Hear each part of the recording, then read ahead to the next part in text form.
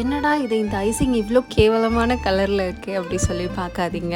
இந்த கேக்குக்கு பின்னாடி ரொம்ப சோகமான கதை இருக்குது. ஒரு புது விதமாக சாக்லேட் பேஸ் பண்ணலாம் அப்படின்னு நான் ஒரு மெத்தட் ட்ரை பண்ணேன். பட் அந்த மெத்தட் சொதப்பி நான் அதுக்கப்புறம் அந்த பேஸை வச்சு என்ன பண்ணுறது அப்படின்னு தெரியாமல், சரி நம்ம வீட்டில் தான் இருக்காங்களே சாப்பிட்றதுக்கு அப்படி சொல்லிட்டு அவங்களுக்கு கொடுக்கலான்னு யோசித்தேன். பட் க்ரீம் போட்டு கொடுத்தா தான் அவங்க சாப்பிடுவாங்க. அந்த க்ரீமை வந்து புதுசாக பீட் பண்ணுறதுக்கு ஒரு சின்ன சோம்பேறித்தனம்.